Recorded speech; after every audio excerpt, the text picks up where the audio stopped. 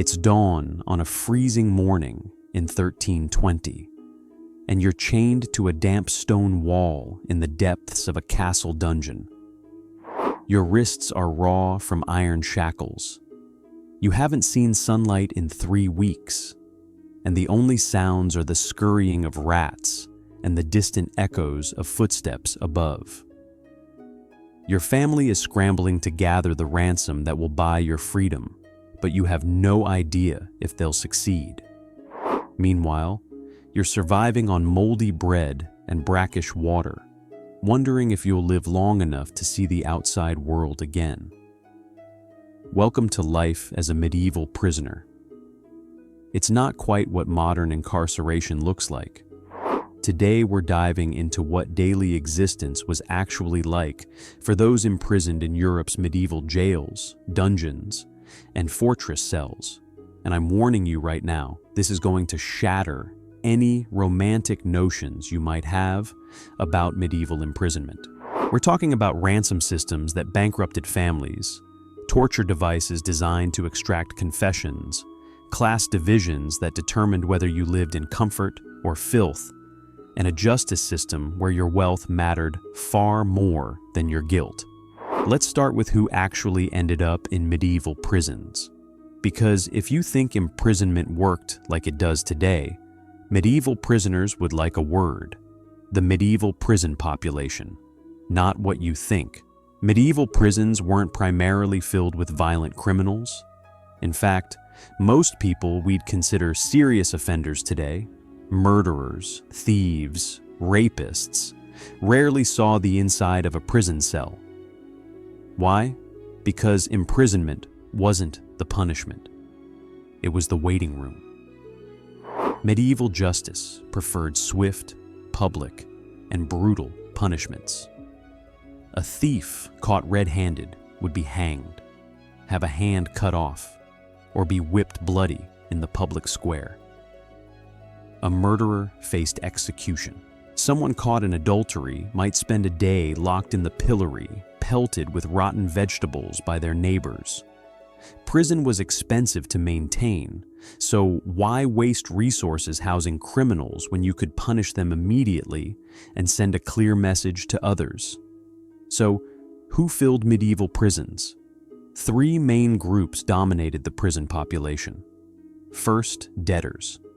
In major cities like London, over half of all prisoners in the 14th and 15th centuries were imprisoned for debt. If you owed money and couldn't pay, you went to prison and stayed there until somehow the debt was settled. The cruel irony? Being in prison made it impossible to work and earn the money you needed to pay off your debt. Many debtors languished for years, their debts growing as prison fees accumulated. At the Marshalsea prison in London, families often joined the debtor inside because they had nowhere else to go, creating multi-generational prison households. Second, people awaiting trial or execution. Medieval justice moved slowly. If you were accused of treason, heresy, or any serious crime requiring a formal trial, you'd be held in custody until the court convened.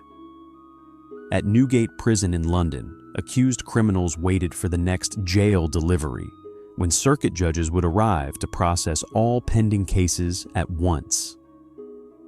This could take months. The Tower of London served as the holding facility for high-profile political prisoners and those accused of crimes against the crown. Third, prisoners of war and hostages held for ransom. This was where medieval imprisonment became a profitable business.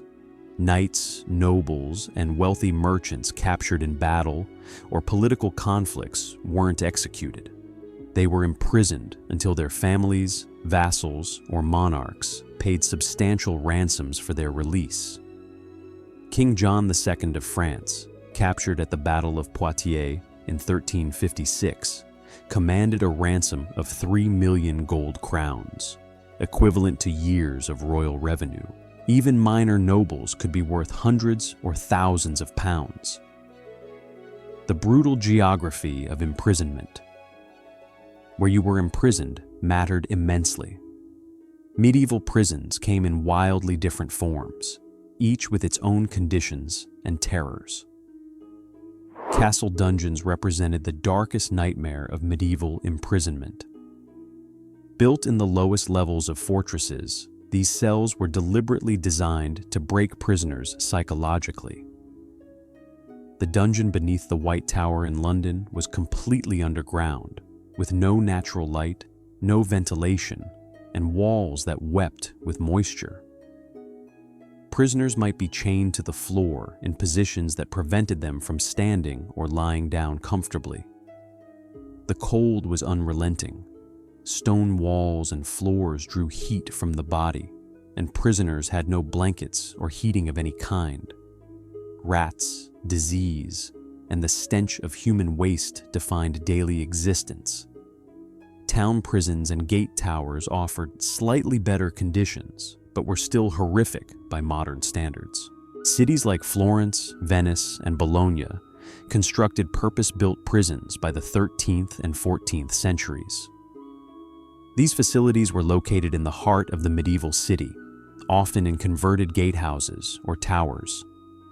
Unlike the romantic image of complete isolation, these urban prisons remained socially connected to the outside world. Prisoners could speak to people through windows. Visitors came and went freely. Debtors were often allowed to leave during the day to beg for money to pay their debts and prison fees. This created a strange hybrid existence, imprisoned but not completely cut off from society. Ecclesiastical prisons operated under church authority for religious offenses.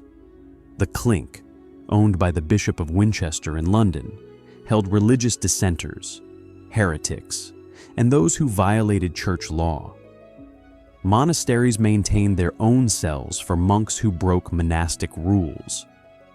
These church prisons could be remarkably harsh despite their holy oversight.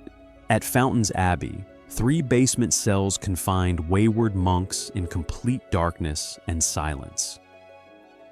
The economics of survival behind bars. Medieval imprisonment operated on a ruthlessly capitalist model. Unlike modern prisons funded by the state, medieval jails were run for profit by jailers who treated prisoners as customers, or exploited them mercilessly if they had no money. Everything cost money. A bed cost money. Food cost money. Having your shackles removed cost money. Even the privilege of being imprisoned in a less horrible part of the facility required payment. At the Fleet Prison in London, wealthy prisoners could pay for rooms in the master's side, with access to a bar, shop, and restaurant. They could receive visitors, enjoy decent meals, and live in relative comfort. Meanwhile, poor prisoners crammed into the common side. 9 small rooms packed with dozens of people, sleeping on filthy straw, eating whatever scraps they could afford or beg from charity. The fee system was Byzantine and extortionate. When you entered prison, you paid an entrance fee. If you wanted better accommodations, you paid. If you wanted your chains loosened, you paid. When you were released, even if found innocent, you paid an exit fee. If you couldn't pay these fees, they were added to your debt, and you remained imprisoned even longer. Some prisoners spent years in jail for debts that started at a few shillings, but ballooned to pounds through accumulated prison fees. Jailers were poorly paid or unpaid, which incentivized them to extract maximum profit from prisoners. They charged double the market rate for food. They demanded bribes to allow visitors. They sold candles at outrageous prices since many cells had no natural light. If a prisoner died, jailers would strip the corpse and sell the clothing. For prisoners without money, survival depended on charity. It was considered a Christian duty to support prisoners, and many religious organizations provided alms. Prisoners would beg through barred windows, extending cups for coins or scraps of food. Some worked as servants for wealthier prisoners in exchange for protection and meals. Others copied manuscripts, sang in churches, or performed whatever labor they could to earn a few pennies. The truly destitute starved slowly, though contrary to popular belief, death rates in medieval prisons were surprisingly low. Jailers had a financial incentive to keep prisoners alive. Dead prisoners couldn't pay fees. Ransom, the medieval release mechanism. For wealthy prisoners, ransom was the primary path to freedom, but it came with its own agonizing complications. The ransom system was formalized under chivalric codes by the 14th century. When a knight or noble was captured in battle, capturing him alive was far more profitable than killing him. The captor would assess the prisoner's worth based on rank, lands, and wealth, then negotiate a ransom payment. Knights who were vassals of a lord were obliged to contribute to their lord's ransom if he was captured. Family, friends, and the prisoner's estate would all be called upon to gather the sum. Ransoms were scaled by social status. A common soldier might be worth a few pounds. A wealthy merchant could command 50 to 100 pounds. A baron might be ransomed for hundreds of pounds. Kings and princes could be worth fortunes. Richard the Lionheart's ransom in 1194 was 150,000 marks, equivalent to twice England's annual royal income. The waiting period for ransom could stretch for years. Prisoners remained in captivity, while family members scrambled to liquidate assets, borrow money, and gather the required sum. During the 100 Years' War, French nobles impoverished their families, paying ransoms to English captors. Many never recovered financially. One desperate letter from Bologna described a student whose family couldn't raise his ransom, forcing him to beg door to door through terrible mud with virtually nothing to show for it unless the Lord went with him. Conditions might be attached to release beyond simple payment. A prisoner might have to swear not to make war again, to cede territory, or to provide hostages as surety for the ransom payment. If the ransom wasn't paid in full, the prisoner could be required to return to captivity. Torture and interrogation. The dark reality. While torture wasn't as universal as popular culture suggests, it was a real and terrifying aspect of medieval imprisonment, particularly for those accused of serious crimes like treason or heresy. The rack was introduced at the Tower of London in 1420 by the Duke of Exeter, becoming known as the Duke of Exeter's daughter. This device stretched the victim's body by pulling on ropes attached to wrists and ankles. The torturer would turn the handle, gradually dislocating joints with audible cracks as cartilage snapped. The precision of the rack's design made it devastatingly effective for extracting confessions. Anne Askew, a Protestant preacher, was racked in 1546 to make her name Protestant sympathizers. After torture left her unable to walk, they carried her to her execution at the stake. The thumbscrew was simpler, but equally effective. This vice-like device crushed victims' thumbs between metal plates, often with protruding studs that punctured skin and nails. Its advantage to torturers was that victims rarely lost consciousness, allowing interrogation to continue for extended periods. Other torture methods included strappado, where victims were suspended by their wrists tied behind their back, dislocating shoulders. The Judas cradle was a pyramid-shaped seat where victims were gradually lowered onto the point, causing excruciating pain without immediately fatal injuries. It's important to note that torture was used primarily to extract information and confessions, not as punishment itself. It was also less common than often portrayed. Most prisoners never experienced physical torture. The psychological torture of imprisonment itself, combined with the threat of torture, was often enough to break prisoners' will. The stark class divide. Your experience as a medieval prisoner depended almost entirely on your social status and wealth. Noble prisoners at the Tower of London enjoyed remarkable privileges.